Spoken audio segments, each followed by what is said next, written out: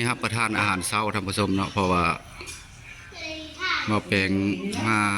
เพิ่นเนาะมันมีอาหารหลายเมนูอยู่แต่ว่าตอนเที่ยงในบางเทื่อสิได้ปิ้นหมูพี่น้องเนาะปิ้นหมูแต่นี่ตนกินตุนไว้ซะก่อนเครื่องทะเล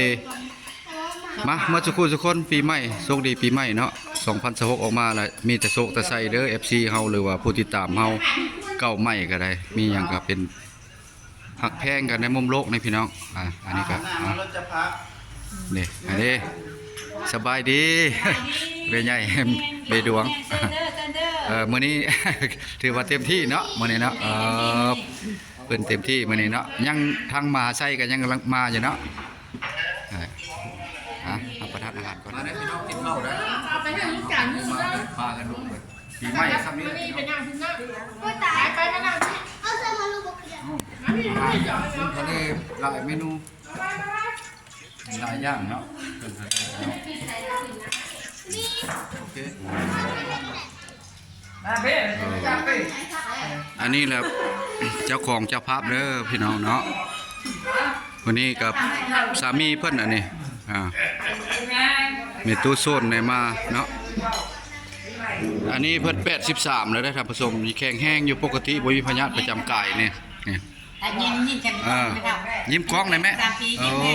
8300เนาะแข็งแห้งคำคูณ81 ปีอันนี้ไม่เท่าใหญ่ไม่เท่าใหญ่นี่81 ปีอันนี้81 ปีกับ55อันนี้ลูกสาวคนที่3เนาะลูกสาวเบ้ดวงเนาะอันนี้ก็แม่เพิ่นเนาะท่านผู้ชมปีใหม่บ้าใหม่มีหยังก็ทักทายมาได้เนาะท่านผู้ชมสบายดีปีใหม่เนาะคำคูณปีใหม่เฮงๆเด้อต่อยอดไปเลยสิเอาหมูมาจากยมราชมาต้มเนาะต้มตื้มท่านผู้ชมปีใหม่นะอันนี้ก็บริเวณขี้ไผ่กินมื้อนี้ก็ฉลองปีใหม่ก็มาเฮือนเพิ่นคำคูณมืดมือพี่น้องบ่แปลงมาก็ได้ถ่ายคลิปให้พี่ให้น้องเบิ่งเนาะอยู่ในซ้ายสวยกะทิตะวันออกพี่น้องเนาะทางข้างวงเวียนหลัก2เฮือนเพิ่นก็ได้กำลังติดไฟพี่น้องนี่ต้มหมูลาดเฮานี่แหละพี่น้องออกจากโมงมาแต่ว่า11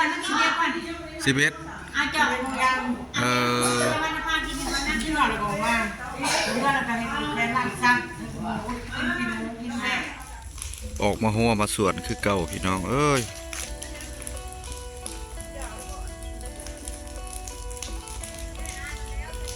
ออกมาหัวมาสวนบูเดียวเลาะบางสวนมักทั่วก่อนสิคุดให้อยู่ดอกจักไผ่มาจุดไผ่อันนี้ก็ได้ไหม้สวนเนี่ยพี่น้องมึงเนี่ยมอดเท่านึงล่ะนี่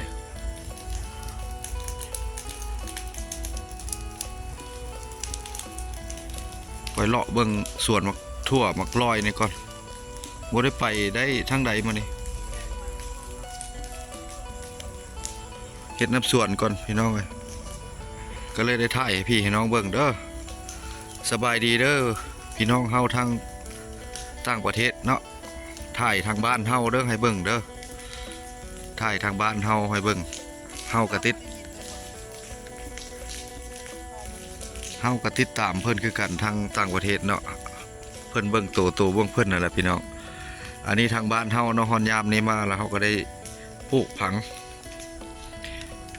เขาจุดอันนี้ก็เลยมอดเนี่ยเข้าสวนก่อนมื้อนี้ว่าสิออกไปใส่น้องเท่าพัดบ่ได้ไปซ้ำสิพาพี่พาน้องเลาะเบิ่งสวนก่อนมันเป็นบ่หลายนะพี่น้องเดี๋ยวนี้มีตะไบจังมันเป็นอะไรความจริงแล้วปุ๋ยเขาก็ใส่อยู่นะมักทั่ว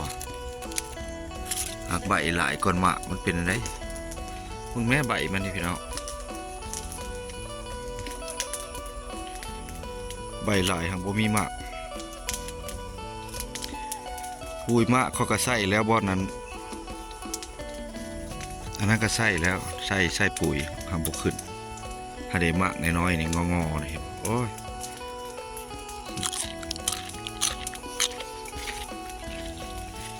พ เป็นน้ำดินเก้าบ่เนาะหาปลูก2 เทื่อเลย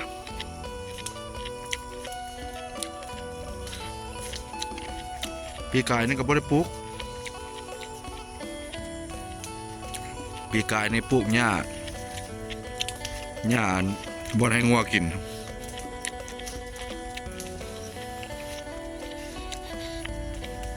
ผู้ใดฮู้ก็คอมเมนต์มาในเฮ็ดให้มันสิเป็นมากหลายเนาะ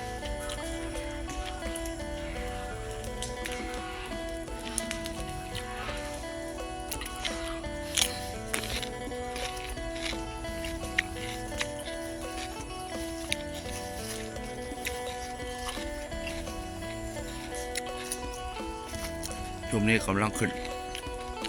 อันนี้มักทั่วช่วงนี้ก็โลหนึ่ง25,000แม่ค้าสั่งแต่บ่มีให้เขา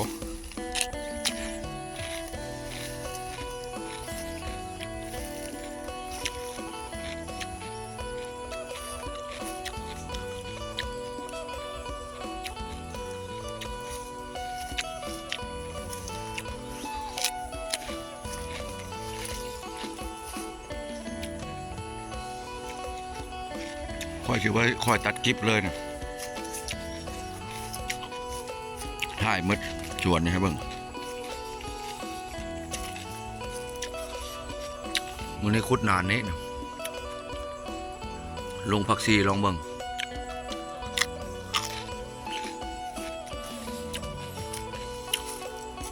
ส่วนพี่น้องชาวไทยแบบงามๆนะเพิ่นปลูกเห็นเพิ่น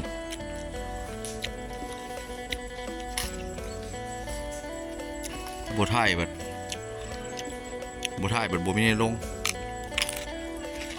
มีแต่ไปกับไปแบบบ่มีเวลาเฮ็ดสวนพี่น้องเขาจุดมอดเกือบบ่ทันเขาจุด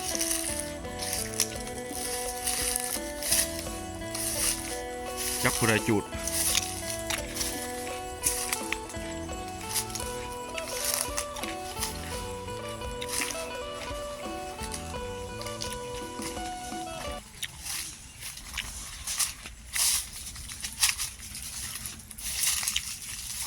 ว่านนี่กับพี่ไทย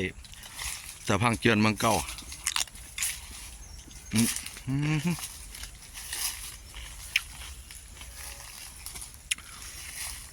วันนี้ก็ว่าสิใส่มักทั่วจางข้าเจ้าไทย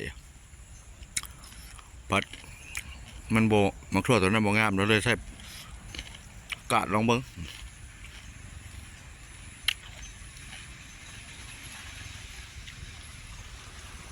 เลยเอาประกาศใส่เจ้านายหมู่เห็นเพราะว่าสิเฮ็ดไปแล้วเพราะว่าบ่แปลงในเฮ็ดไปแล้ว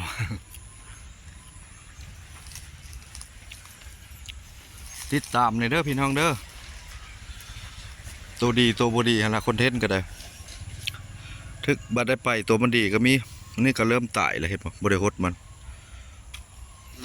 ฮดเช้าฮดแรงบ่ได้พี่น้องอันนี้ผักขมอันนี้ห่มบ้านเฮาค่อยว่าใส่ที่โพดนี่เนาะมันจักน้อยเนาะพี่น้องพักติดตามเนี่ยพี่น้องเจ้าหน่อยกระบุญทัดพระธาตุสีโคตรก็ได้ถ่ายให้พี่น้องเบิ่งคือเก่าแหละซองเฮามันบ่ทันได้เป็นเงินได้รับเงินเนาะก็ไปหลายกับบ่มีบ่ได้เฮ็ดเวียกครอบครัวเนาะแต่ว่าถ้าเฮ็ดเวียกครอบครัวแล้วบัดสิบ่ได้ถ่ายบัดขาดกิฟยันAIเพิ่นบ่ดันก็เลยถ่ายซะถ่ายเบิ่งถ่ายลงจะได้ AI เพิ่นบ่ดันให้ล่ะจะหาผ่านสร้างรายได้พี่น้องเอ้ยเฮ็ดให้ใจมักเนาะ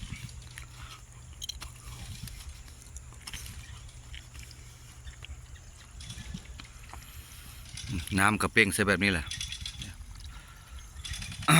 เป็นไปใช้อีล่ารถฮะแม่นอนมัดลีนน้ำมันลีนบ่อันนี้ใส่หมกเพชรลองเบิ่งคือว่าดังกระดักกระดอแท้ดังบกเข้าท่าแล้ว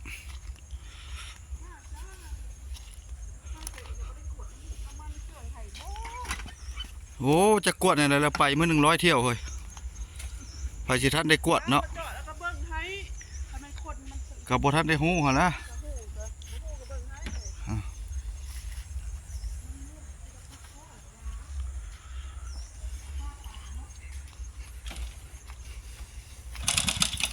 เสียงดังตั้งล่ะ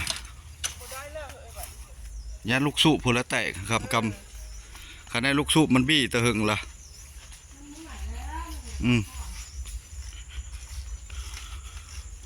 ลิงนายพักบ่อีนายนี่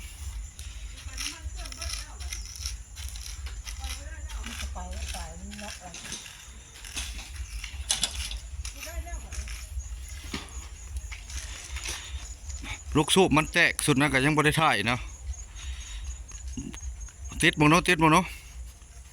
โอ้ติดให้มันเมื่อยสั่งบ่ โอ้ฮิปติด มันบ่ได้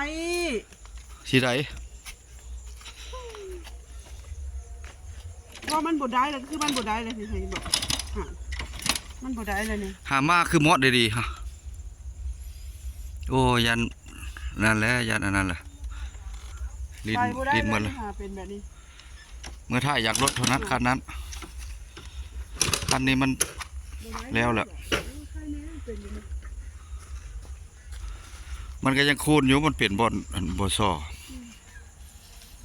บ่ได้แล้วเอ้ยไปแล้วคันสิเมื่อยก็ตะเว้นมันบ่ได้ท่าเด้ข่อยได้มันจะข่อยลบกูได้ดีได้มื้อนี้ข่อยบ่ได้เงินจักกิมื้อนี้